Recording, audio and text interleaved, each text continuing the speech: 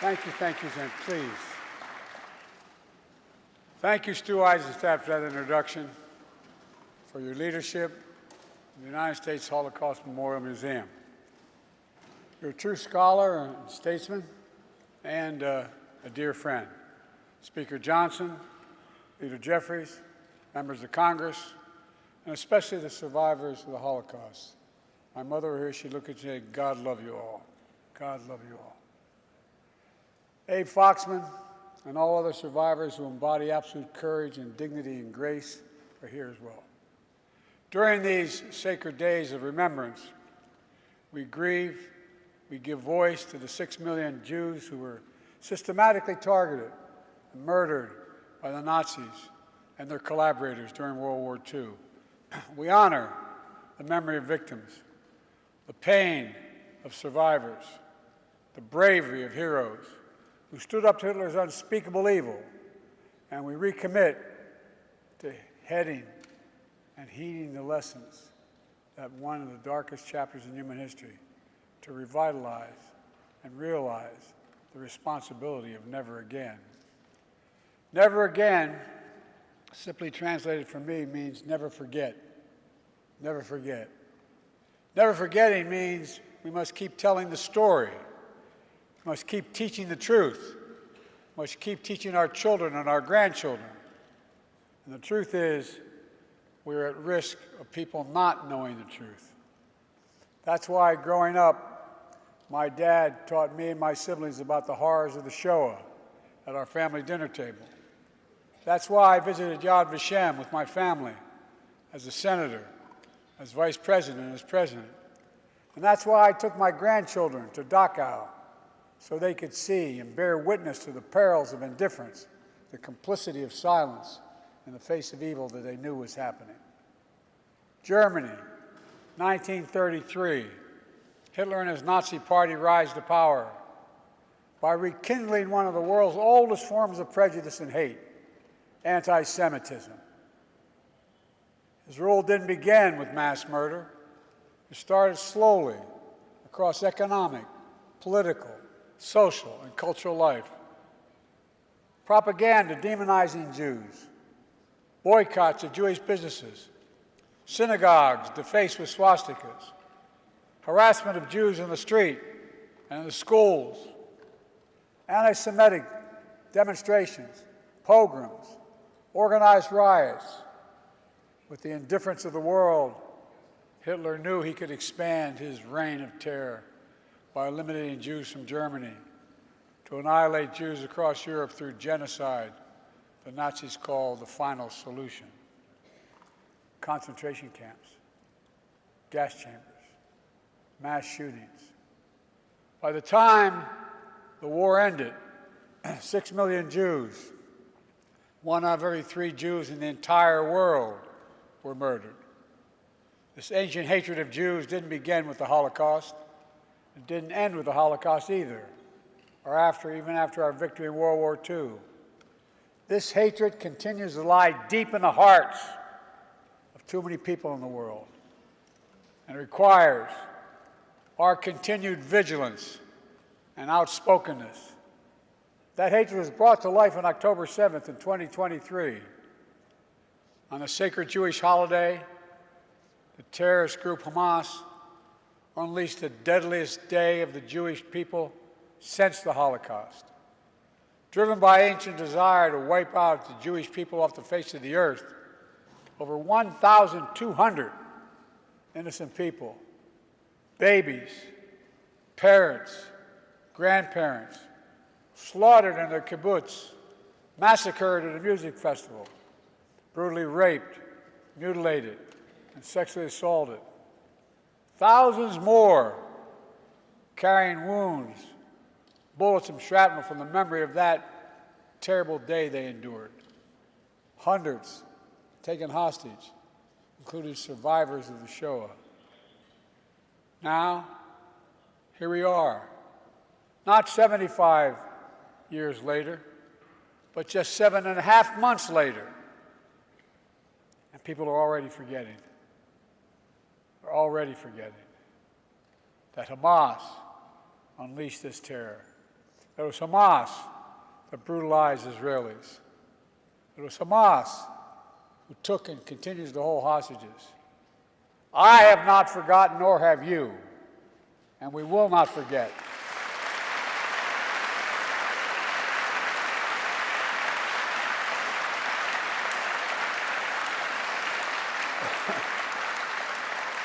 And as Jews around the world still cope with the atrocities and trauma of that day and its aftermath, we've seen a ferocious surge of anti-Semitism in America and around the world.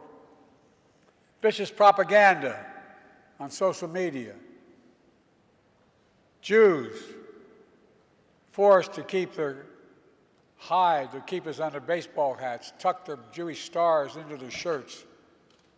On college campuses, Jewish students blocked, harassed, attacked while walking to class. Anti-Semitism, anti-Semitic posters, slogans calling for the annihilation of Israel, the world's only Jewish state. Too many people denying, downplaying, rationalizing, ignoring the horrors of the Holocaust. On October 7th, including Hamas's appalling use of sexual violence to torture and terrorize Jews.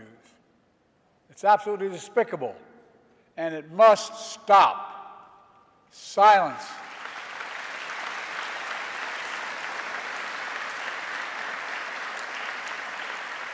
Silence and denial can hide much, but it can erase nothing. Some injustices are so heinous, so horrific, so grievous, they cannot be buried, no matter how hard people try. In my view, a major lesson of the Holocaust is, as mentioned earlier, was not inevitable. We know hate never goes away, it only hides. And given a little oxygen, it comes out from under the rocks. But we also know what stops hate. One thing, all of us. The late Rabbi Jonathan Sachs described anti-Semitism as a virus that has survived and mutated over time. Together, we cannot continue to let that happen. We have to remember our basic principles as a nation. We have an obligation. We have an obligation to learn the lessons of history so we don't surrender our future to the horrors of the past. We must give hate no safe harbor against anyone. Anyone. From the very founding, our very founding, Jewish Americans, who represent only about 2% of the U.S. population, have helped lead the cause of freedom for everyone in our nation. From that experience, we know scapegoating and demonizing any minority is a threat to every minority and the very foundation of our democracy. So in moments like this, we have to put these principles that we're talking about into action. I understand people have strong beliefs and deep convictions about the world. In America, we respect and protect the fundamental right to free speech, to debate and disagree, to protest peacefully, and make our voices heard. I understand that's America, but there is no place on any campus in America, any place in America, for anti-Semitism or hate speech or threats of violence of any kind.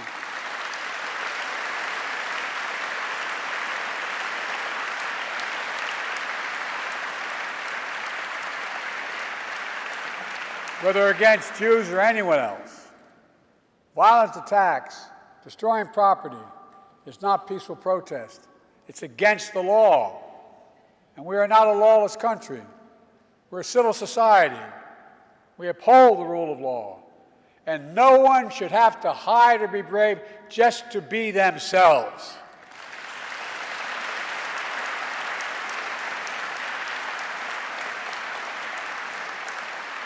To the Jewish community, I want you to know, I see your fear, your hurt, and your pain. Let me reassure you, as your president, you're not alone. You belong. You always have and you always will. And my commitment to the safety of the Jewish people, the security of Israel, and its right to exist as an independent Jewish state is ironclad, even when we disagree.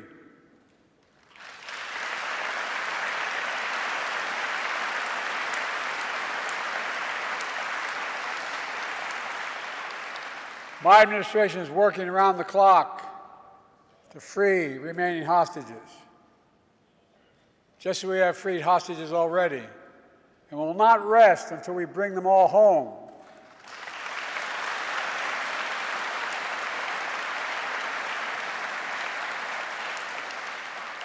My administration, with our second gentleman's leadership, has launched our nation's first national strategy to counter anti-Semitism that's mobilizing the full force of the federal government to protect Jewish communities. But we know this is not the work of government alone or Jews alone. That's why I'm calling on all Americans to stand united against anti-Semitism and hate in all its forms. My dear friend, and he became a friend, the late Elie Wiesel said, quote, "One person of integrity can make a difference." We have to remember that, now more than ever. Here in Emancipation Hall, the U.S. Capitol, among the towering statues of history, is a bronze bust of Raoul Wallenberg. Born in Sweden as a Lutheran, he was a businessman and a diplomat. While stationed in Hungary during World War II, he used diplomatic cover to hide and rescue about 100,000 Jews over a 6-month period. Among them was a 16-year-old Jewish boy who escaped a Nazi labor camp. After the war ended, that boy received a scholarship from the Hillel Foundation to study in America. He came to New York City penniless, but determined to turn his pain into purpose, along with his wife, also a Holocaust survivor. He became a renowned economist and foreign policy thinker, eventually making his way to this very Capitol on the staff of a first-term senator. That Jewish refugee was Tom Lantos, and that senator was me. Tom and his wife Annette and their family became dear friends to me and my family. Tom would go on to become the only Holocaust survivor ever elected to Congress, where he became a leading voice on civil rights and human rights around the world. Tom never met Raoul, who was taken prisoner by the Soviets, never to be heard from again. But through Tom's efforts, Raoul's bust is here in the Capitol. He was also given honorary U.S. citizenship, only the second person ever after Winston Churchill. The Holocaust Museum here in Washington is located on a road in Raoul's name. The story of the power of a single person to put aside our differences, to see our common humanity, to stand up to hate, and its ancient story of resilience from immense pain, persecution, to find hope, purpose, and meaning in life, we try to live and share with one another. That story endures. Let me close with this. I know these days of remembrance fall on difficult times. We all do well to remember. These days also fall during the month we celebrate Jewish American heritage, a heritage that stretches from our earliest days to enrich every single part of American life today. Great Jewish American named Tom Lantos used the phrase, "The veneer of civilization is paper thin. We are its guardians, and we can never rest." My fellow Americans, we must be those guardians. We must never rest. We must rise against hate, meet across the divide, see our common humanity, and God bless the victims and survivors of Shoah. May the resilient hearts, the courageous spirit, and the eternal flame of faith of the Jewish people forever shine their light on America and around the world. Pray God. Thank you all.